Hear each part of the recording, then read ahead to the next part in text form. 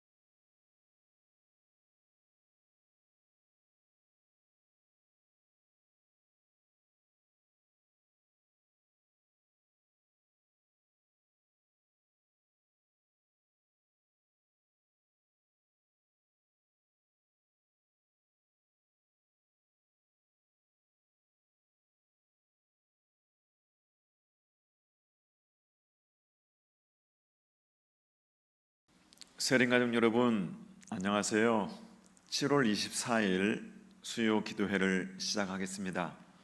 하나님 말씀은 마태복음 9장 1절에서 8절까지 말씀입니다. 예수께서 배에 오르사 건너가 본 동네에 이르시니 침상에 누운 중풍병자를 사람들이 데리고 오거늘 예수께서 그들의 믿음을 보시고 중풍병자에게 이르시되 작은 자야 안심하라 내 죄사함을 받았느니라.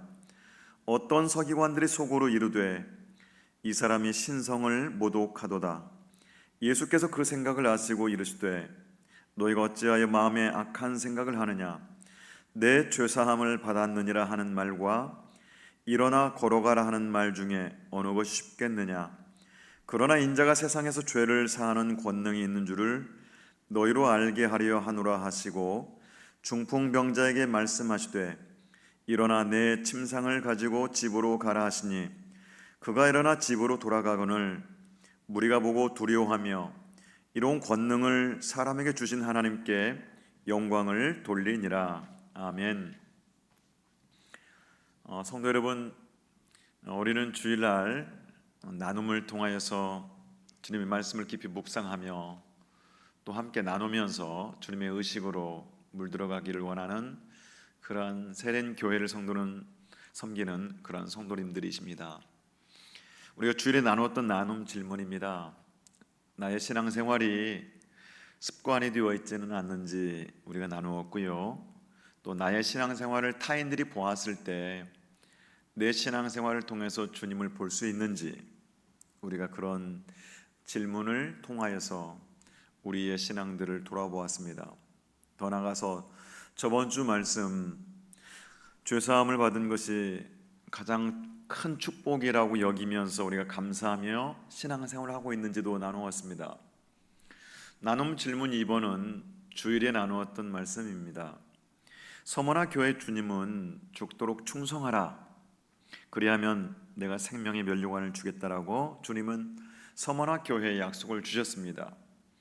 충성은 이를 악물고 버텨내는 것이 그런 의미가 아니고요. 주님에 대한 신뢰를 포기하지 말라라고 하는 의미라고 우리는 말씀을 나누었습니다. 그렇게 되어 우리가 그런 신뢰를 저버리지 않는 이유는 주님이 말씀하십니다. 나는 처음이요 마지막이다. 죽었다가 살아난 사람이다. 살아난 그 주님이 영원히 우리와 함께 하시기 때문이라고 말씀을 나누었습니다.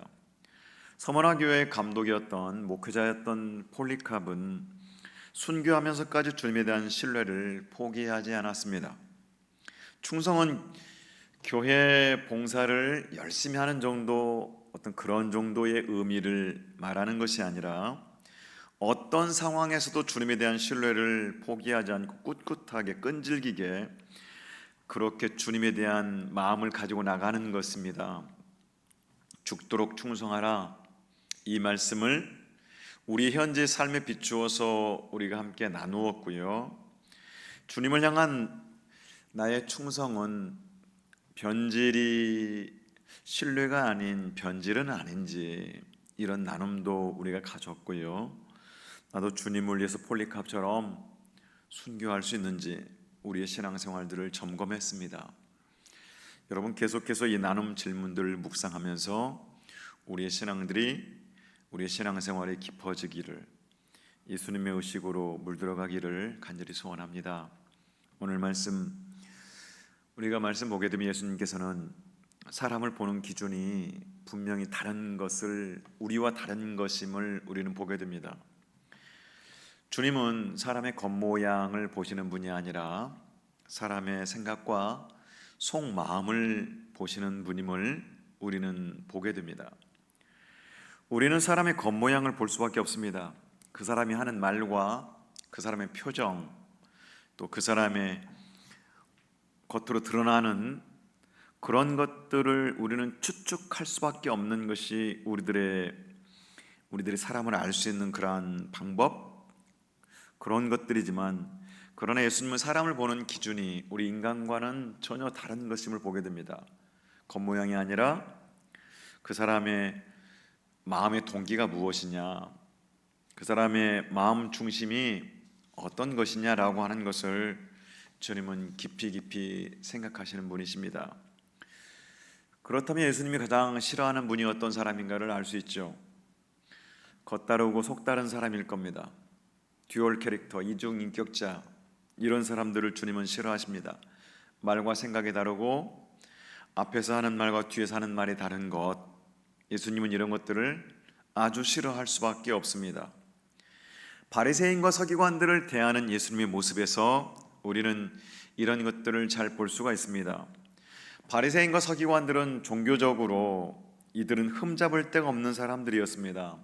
율법적으로 완벽한 사람들이었고 이들은 할 것과 하지 말아야 될 것들을 참 잘 구분하면서 분명하게 그것을 가려서 했던 사람들이었습니다. 그런데 우리 주님은 바리새인과 서기관들을 향하여서는 아주 비판적인 시각을 가지고 계십니다. 왜냐하면 그들의 마음속에는 탐욕과 부정함과 오만함과 불신앙이 있었던 것을 주님은 보셨기 때문입니다. 우리가 볼 수 없는 그것을 주님은 보신다라고 하는 것입니다. 반면에 무례하고 염치 없는 행동을 했던 중풍병자와 이 4명의 친구들에 대해서는 주님이 굉장히 호의적인 모습을 보이는 것을 우리는 말씀을 통해서 보게 됩니다. 그들의 믿음을 칭찬하셨을 뿐만 아니라 오히려 그들이 감당할 수 없을 만큼 놀라운 축복의 말씀을 해주십니다. 작은 자야 안심하라, 내 죄사함을 받았느니라. 여러분, 이 말씀이 얼마나 귀한 축복의 말씀인가는 우리는 지난주 수요일에 이 말씀을 우리는 함께 나누었습니다. 그런데 여러분, 이거 굉장히 축복의 상황이잖아요. 예수님이 중풍병자를 고치시고 또 중풍병자뿐만 아니라 이 4명의 친구들에게 이런 놀라운 말씀을 선포하신 것은 큰 축복인데요, 이 축복의 상황 속에서 축복을 누리지 못하는 사람들이 나타나고 있습니다. 오늘 본문의 말씀 2절부터 4절까지 말씀 보게 되면요, 침상에 누운 중풍병자를 사람들이 데리고 오거늘 예수께서 그들의 믿음을 보시고 중풍병자에게 이르시되 작은 자야 안심하라, 내 죄사함을 받았느니라. 여러분, 얼마나 복된 상황이에요. 그런데 이어지는 말씀 보게 되면 어떤 서기관들의 속으로 이르되 이 사람이 신성을 모독하도다. 예수께서 그 생각을 아시고 이르시되 너희가 어찌하여 마음에 악한 생각을 하느냐. 여러분, 놀라운 축복의 자리에서 그 축복을 감사하지도 못하고 그 축복을 누리지도 못하는 사람들이 있습니다. 진리라고 해서 다 환영받는 것은 아닌 것 같습니다.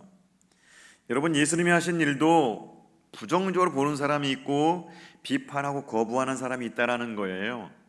아무리 좋은 것이라도 걸고 넘어지는 사람은 항상 걸고 넘어집니다. 부정적인 사람은 항상 부정적인 것 같습니다. 하나님이 없다고 외치는 사람이 있습니다. 하나님이 죽었다라고 외치는 사람이 있습니다. 여러분, 그렇다고 그 사람이 그렇게 외친다고 해서 하나님이 죽었습니까? 하나님이 없습니까? 아닙니다. 그 사람만 불행해질 뿐입니다.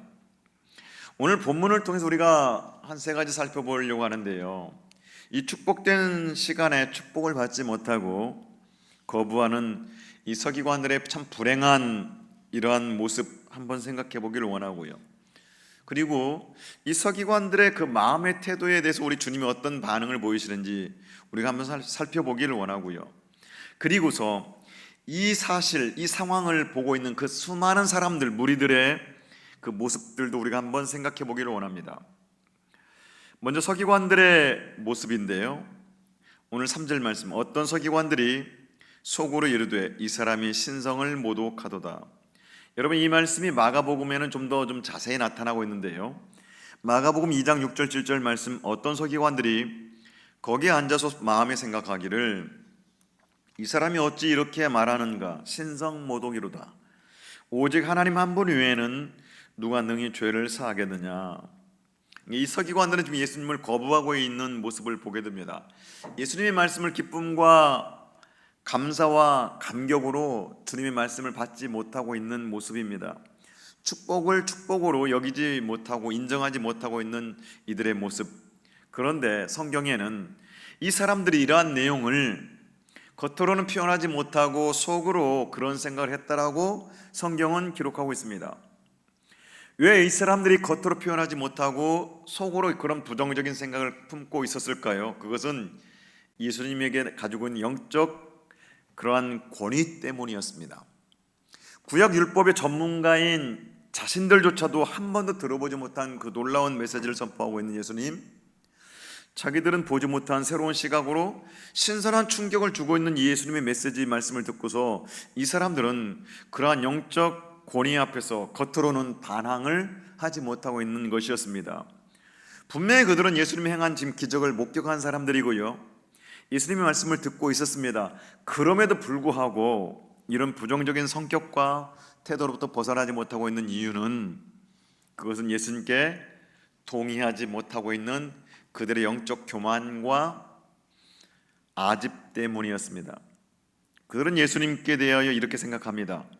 오늘 마가복음 2장 7절에 이렇게 나와 있죠.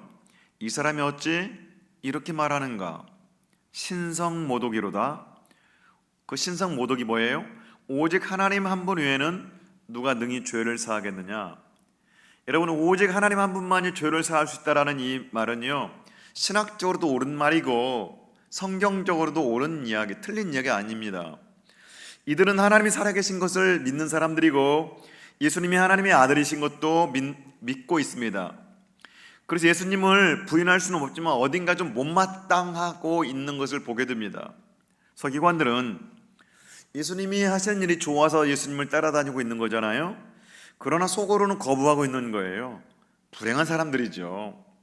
구약 율법을 잘 알고 있다고 하는 자신들의 그 자존심과 교만 때문에 예수님을 인정하지 못하고 있습니다.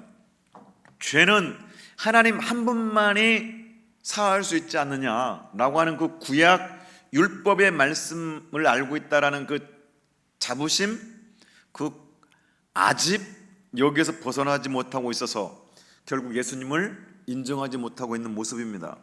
여러분, 이 서기관들은요, 예수님의 기적을 직접 눈으로 본 사람들이에요. 예수님 말씀을 듣고도 마음속으로 어떻게 생각해요? 어떻게 이렇게 말을 하느냐, 신성모독이로다. 이런 교만함과 아집을 가지고 있는 것을 보게 됩니다. 서기관들의 축복을 목격하면서도 자신들의 부정적인 성격과 태도를 벗어나지 못하는 이유는, 여러분, 이게 하나의 신앙적인 고정관념과 편견 때문이라는 거예요. 분명히 서기관이라고 하는 그 직업 자체로 보게 되면 우리가 알 수 있는 것은 이들은 유대 율법을 참 잘 알고 있는 사람들이었고 율법을 가르치고 있는 사람들, 서기관이잖아요. 그들은 히브리 사상이 무엇인가를 잘 알고 있어요. 그리고 그걸 이론뿐만 아니라 이 유대주의, 이것을 몸으로 직접 이해하고 있었던 사람들입니다. 그런데 이들의 그 고정관념과 선입관이 예수님에 대해서 비판적인 태도를 취하고 있다는 겁니다. 죄의 용서라고 하는 것은 하나님만이 하실 수 있는 것이기 때문에 예수님이 병자를 고치는 것은 이해가 되어지고 인정할 수 있다는 거예요. 그런데 예수님이 죄사함을 선언하시자 그것은 인정할 수 없다는 겁니다. 동의할 수 없다고 하는 거죠. 분명히 그러한 이 전통적인 유대주의 이러한 시각 속에서 이 서기관들은 예수님을 어느 한 부분은 인정을 해요. 병을 고치는 것은 인정을 해요. 그러나 다른 부분에서는 인정할 수 없는 이런 어떤 마음의 갈등, 이것을 지금 가지고 있는 사람들이었습니다. 오늘날 그리스도인들 가운데서도 교리적이나 교파적이고 전통적인 그러한 틀을 벗어나지 못하는 분들이 있습니다. 참 불쌍하지요. 여러분, 두 종류의 교인들이 있는 것 같습니다. 성경적인 교인들이 있는가 하면 교파적인 교인들이 있습니다. 여러분, 내가 어느 교파냐, 뭐 장로교냐, 감리교냐, 순복음이냐,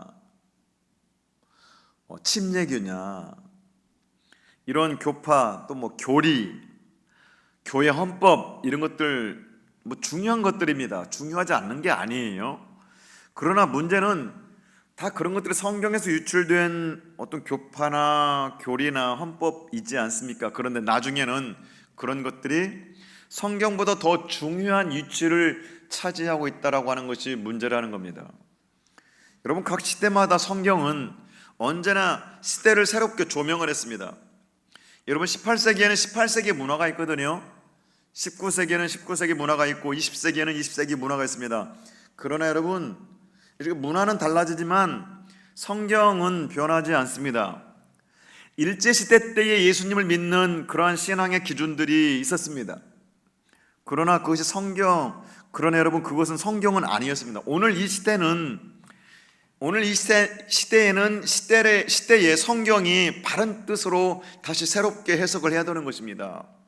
그러나 서기관들이 자기들의 가지고 있는 그 지식으로 예수님을 바라볼 때에 이해할 수가 없는 겁니다. 그래서 예수님을 오해하는 거죠. 죄는 하나님만이 용서할 수 있다. 그런데 예수 당신이 무슨 죄를 용서할 수 있느냐?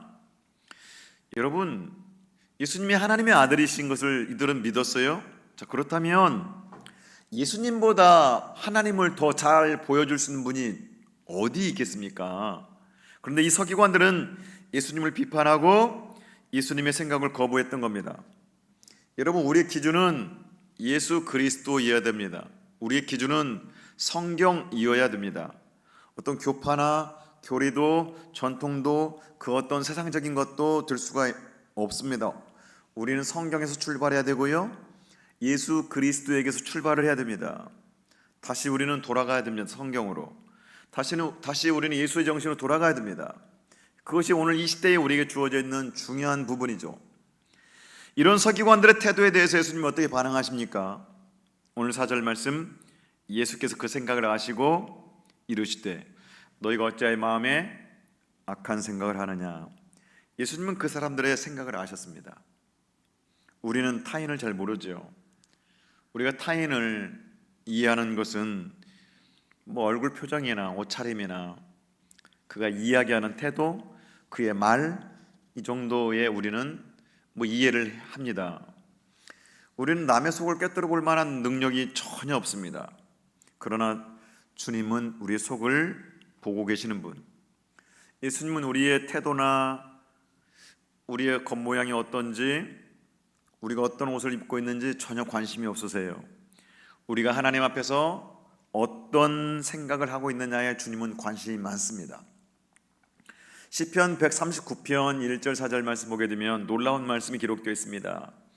여호와여, 주께서 나를 살펴보셨으므로 나를 아시나이다. 주께서 내가 앉고 일어섬을 아시고 멀리서도 나의 생각을 밝히 아시오며 나의 모든 길과 내가 눕는 것을 살펴보셨으므로 나의 모든 행위를 익히 아시오니 여호와여, 내 혀의 말을 알지 못하시는 것이 하나도 없으시니이다. 정말 놀라운 말씀이죠. 이 말씀은 하나님이 나의 숨은 생각까지도 완벽하게 보고 계신다고 하는 말씀입니다. 참으로 무서운 말씀입니다. 지금 우리 눈에는 하나님 보이지 않습니다. 그러나 하나님은 대낮에 벌거벗겨 놓은 것처럼 나를 보고 있다라고 하는 사실입니다. 이 서기관들의 마음속에 가지고 있는 그 생각, 예수님은 악하다고 말씀합니다. 여러분, 그럴 수밖에 없는 것이 뭐냐면 마태복음 5장 예수님이 전했던 산상수훈 말씀 보게 되면 마음속으로 형제를 미워하게 되면 그건 살인이다라고 주님 말씀하셨습니다. 나는 살인하지 않았는데 라고 말하고 있지만, 그렇게 말할 수 있겠지만 마음속 형제에 대해서 분노함을 가지고 있고 미움과 경멸의 태도를 가지고 있다면 살인한 것과 똑같다라고 주님이 말씀하십니다. 우리는 예배를 드릴 때에 사람들이 어떤 생각을 가지고 있는지 우리는 알 수가 없습니다. 그러나 우리가 드리고 있는 그 예배를 받으시는 하나님은 우리가 무슨 생각을 가지고 있는지를 다 알고 계십니다. 그분 앞에서는 벌거벗은 것처럼 숨길 수가 없다라고 하는 사실입니다. 여러분, 이것이 오늘 우리가 들어야 될 메시지입니다. 무엇을 생각하느냐? 그게 바로 나입니다. 무슨 생각이 나를 많이 지배하느냐? 그것이 바로 나입니다. 돈을 많이 묵상하는 사람은 얼굴이 돈처럼 변해갈 겁니다. 하나님을 많이 묵상하고 있으면 우리 얼굴은 하나님처럼 변해갈 겁니다. 우리를 제일 괴롭히는 것은 갈등인 것 같아요. 이럴 수도 없고 저럴 수도 없고 버릴 수도 없고 취할 수도 없는 이런 갈등. 여러분, 이런 모습이 좀 서기관들의 머릿속을 붙잡고 있었던 것 같습니다. 주님은 그것을 보셨고 그것을 악한 것이라고 말씀하십니다. 여러분, 솔직히 인간이 얼마나 더럽고 얼마나 치사합니까? 우리가 겉으로는 거룩해 보이고 고상해 보이고 지성인인 것처럼 우리가 보이지만 아귀다툼하고요, 시기와 질투가 얼마나 많습니까? 우리가 맺고 있는 사람들과의 관계에서 우리는 얼마나 많은 지옥과 같은 경험들을 하고 있습니까? 안 그런 척하고 살지만 여러분, 우리 인간의 모습 아닐까요? 돈에 관심이 없는 것처럼 말하면서도 관심이 많은 게 우리 인간이고요, 성공에 관심이 없는 것처럼 말하면서도 관심이 많은 것이 인간입니다. 이것을 주님은 다 보고 알고 계신다고 하는 사실입니다. 우리가 하나님 앞에 예배드릴 때에 하나님은 속지 않으십니다. 이것을 예수님이 정확하게 지금 집어내고 계시는 거죠. 이 말씀을 묵상하게 되면 하나님 앞에서 숨길 수 없다라는 이 사실 앞에 두려움과 무섭고 떨림이 우리에게 다가옵니다.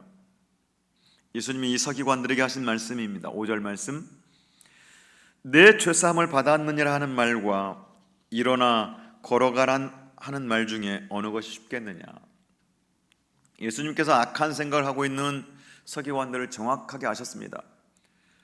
그런데 여러분, 보통 사람들은 이런 상황이면 비판하고 정죄하고 혼을 내줄 수 있는 그런 상황입니다. 그런데 주님은 이런 악한 생각을 하고 있는 사람들에게, 서기관들에게 물리적인 힘을 가하지 않고요, 욕하지 않으셨습니다.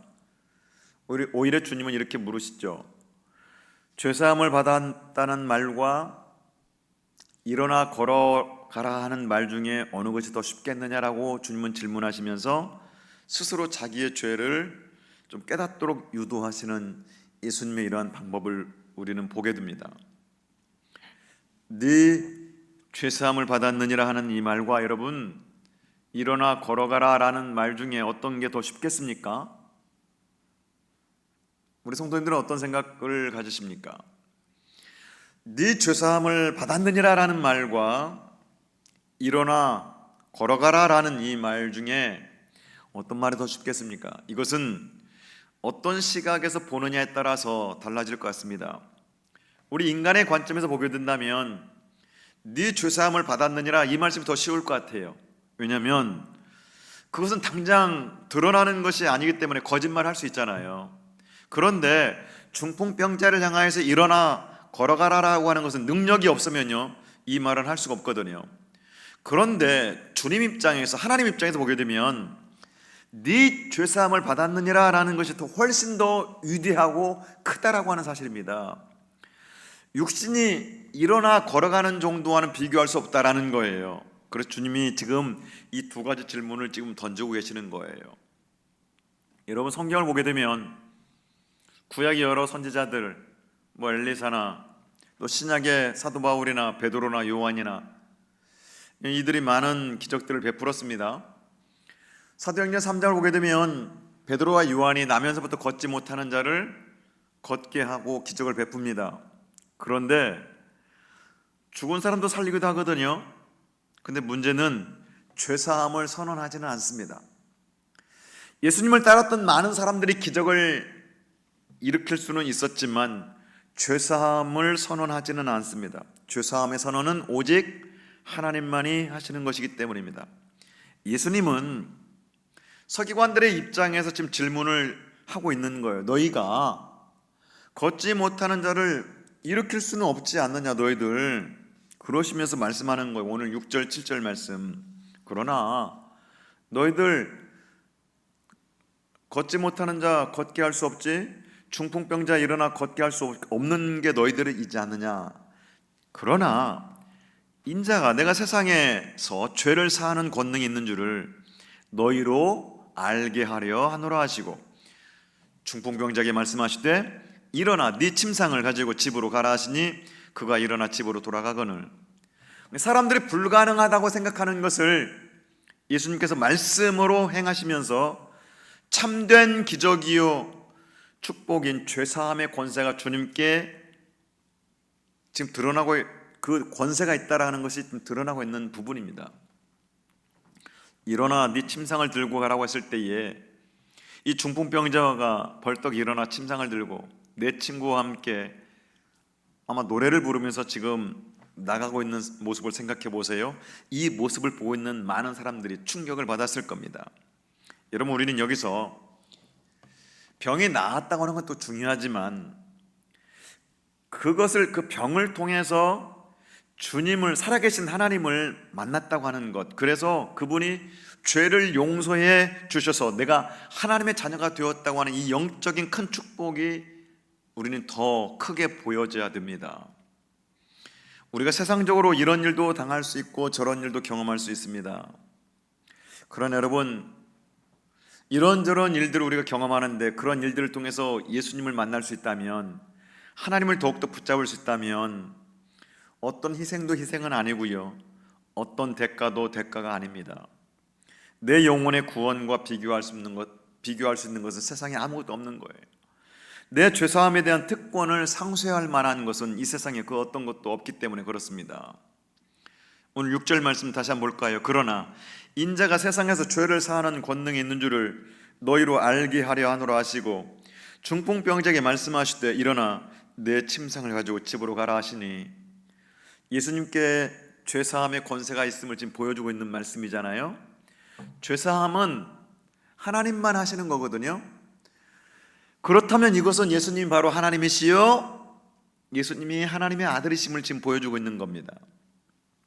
예수님이 하나님의 아들이기 때문에 하나님만이 하실 수 있는 말씀을 하고 있는 거예요. 죄를 용서해 주겠다. 예수님이 이 세상에 오신 것은 사탄의 세력을 멸하고 죄의 권세를 깨뜨리고 우리의 모든 죄를 씻어주시기 위해서 주님이 오셨습니다.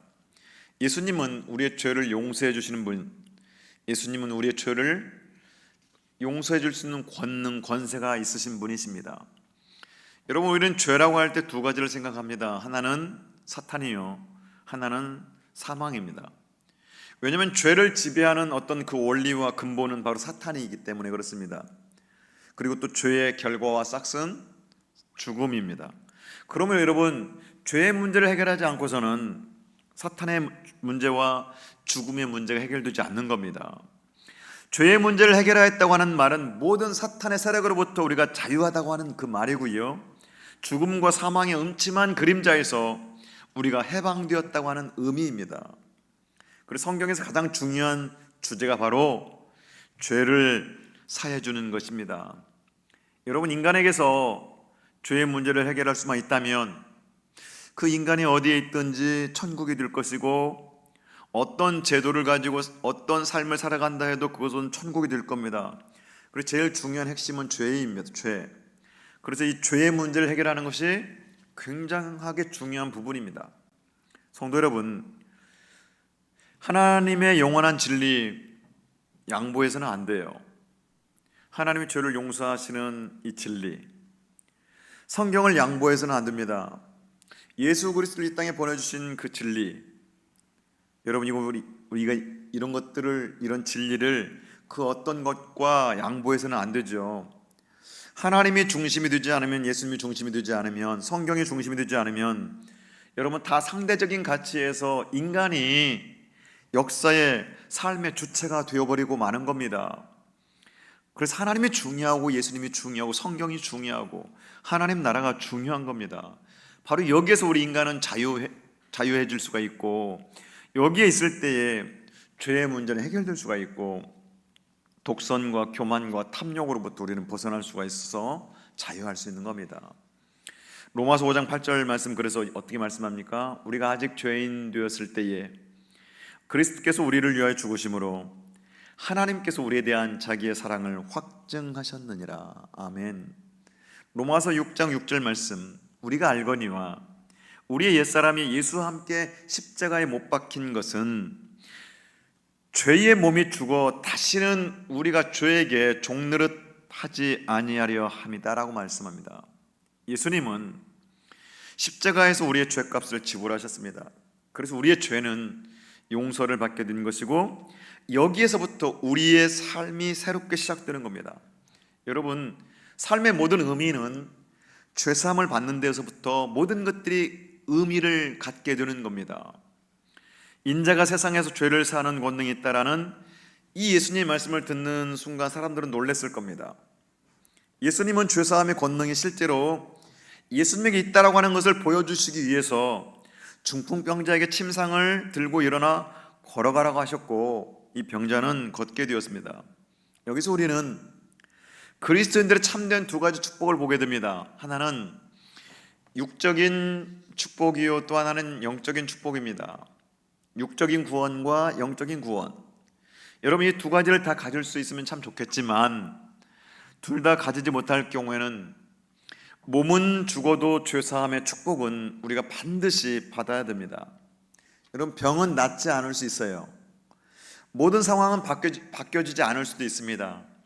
그러나 우리가 예수 믿는다고 하는 이 사실 하나만으로도 우리는 감사하고 우리는 감격해야 됩니다. 여러분, 사실 잘 생각해 보세요. 죄를 용서받고 하나님의 자녀가 되었다고 하는 이 사실 앞에서 우리는 더 이상 다른 것을 요구할 수 없는 것 같습니다. 그만큼 이 죄사함을 받고 하나님의 자녀가 되었다고 하는 것은 정말 이것은 큰 축복이고, 이것만큼 여러분 더 놀라운 사실이 어디 있겠습니까? 여러분, 그렇다면 이런 사실들을 목격한 많은 사람들의 반응을 보게 되는데, 오늘 9장 8절 말씀, 무리가 보고 두려워하며 이런 권능을 사람에게 주신 하나님께 영광을 돌리니라. 이 사건을 목격한 많은 사람들의 반응은 두 가지 반응이네요. 하나는 사람들이 두려워했다라는 거예요. 무리가 보고 두려워하며. 여러분, 이것이 신앙의 참 모습입니다. 신앙을 가진 사람들은 하나님에 대해서 두려워하는 마음이 있어야 돼요. 여러분, 이것은 공포심을 가져라, 겁먹는 마음을 가져라라는 게 아니고요, 하나님에 대한 경외감입니다. 경외감, 경건한 두려움이죠. 신앙인들은 하나님에 대한 경외감이 있어야 됩니다. 하나님에 대한 경외감이 없으면 우리의 신앙생활은 방자해지고요, 교만해지고 말도 함부로 하고요, 신앙을 가지고, 믿음을 가지고 장난질합니다. 이것은 신앙의 바른 태도가 아닙니다. 진짜 신앙 믿음을 가진 사람들은 말을 함부로 하지 못합니다. 경외감과 두려움과 떨림이 있기 때문에 그렇습니다. 일부 성경에 대한 지식이 좀 있다고 하는 분들, 또 신앙의 경륜이 좀 있다라고 하는 사람들이 하나님에 대해서 너무나 방자하고 교만하고 경솔한 태도를 가지는 모습들을 보게 됩니다. 여러분, 하나님은 탐구하고 하나님은 판단하는 그러한 대상이 아니라 우리가 믿음의 대상이요, 우리가 예배를 드려야 될 대상이라는 겁니다. 하나님을 자기 마음대로 생각하고 자기 마음대로 취급합니다. 이렇게도 굴려보고 저렇게도 굴려보고, 이렇게도 생각하고 저렇게 생각합니다.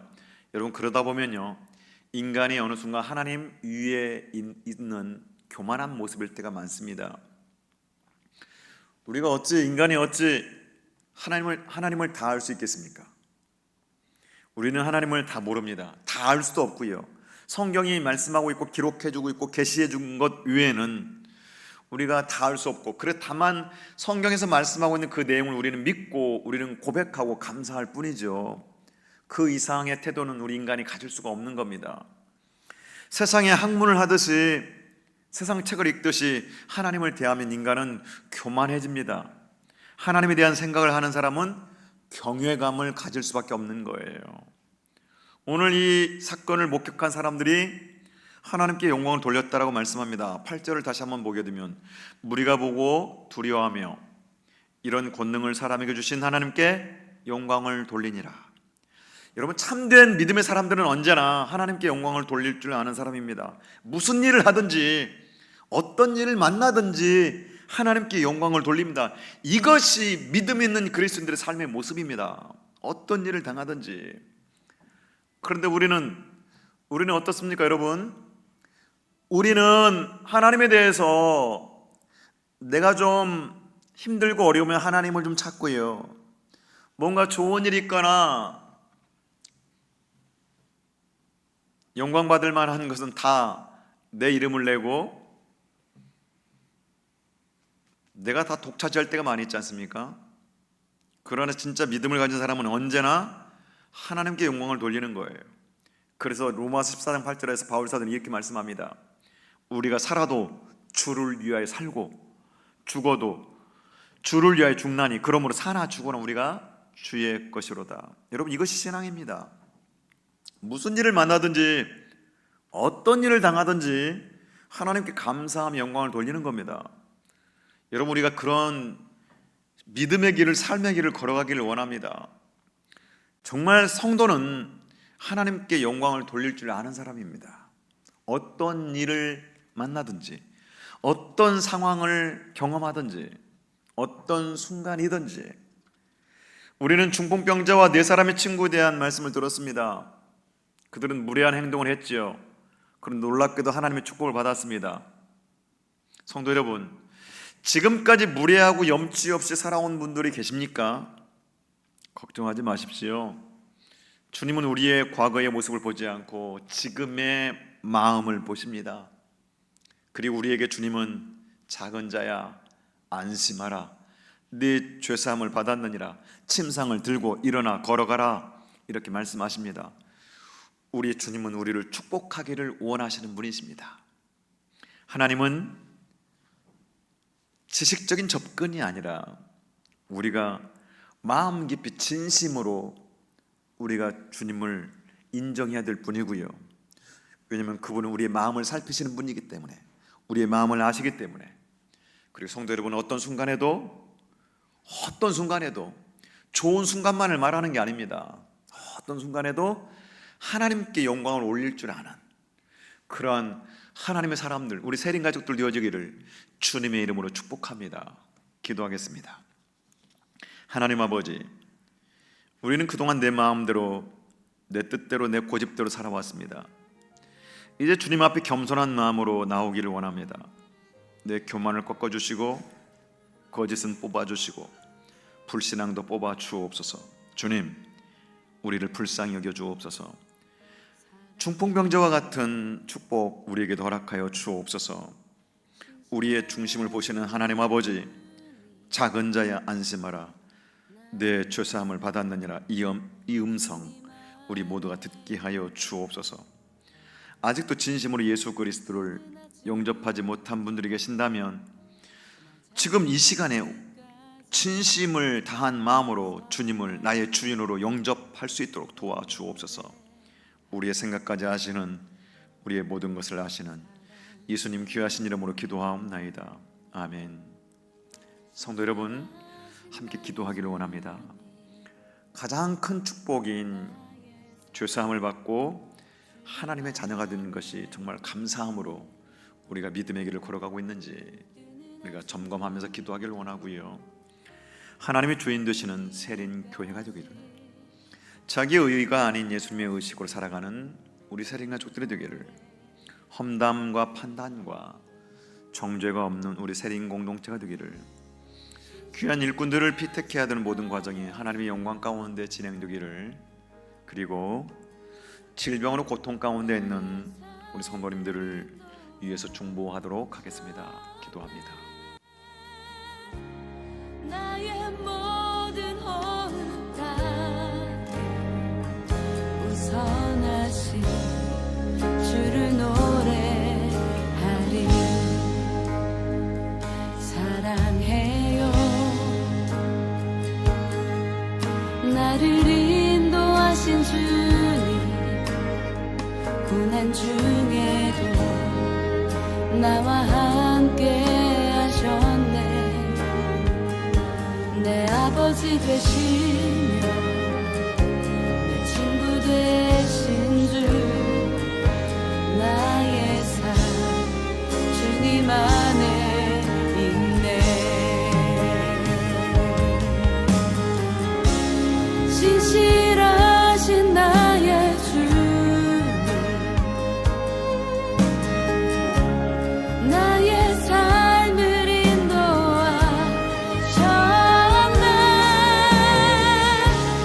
나의 모든 호흡가에 우선하신 주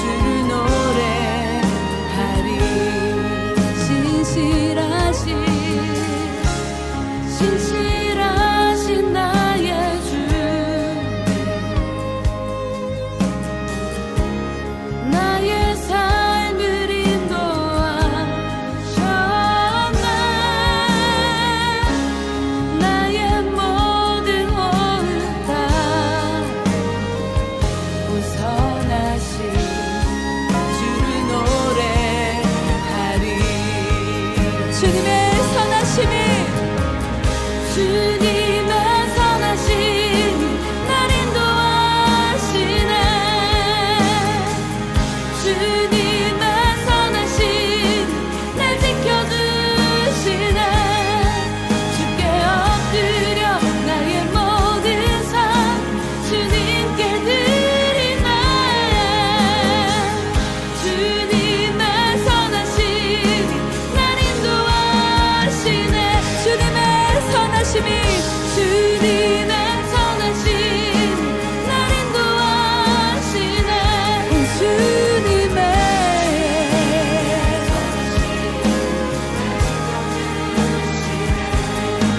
주께 엎드려 나의 모든 삶 주님께 드리네 주님의 선하심이 날 인도하시네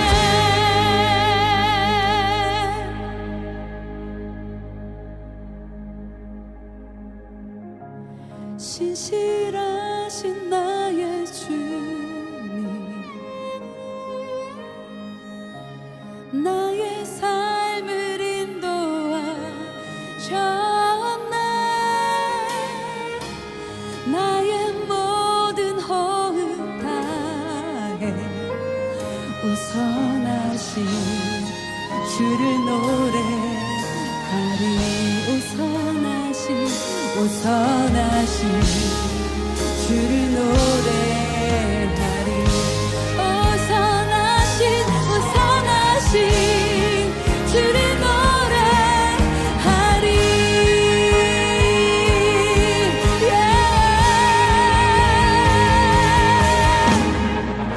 주님의 선하심이 날 인도하시네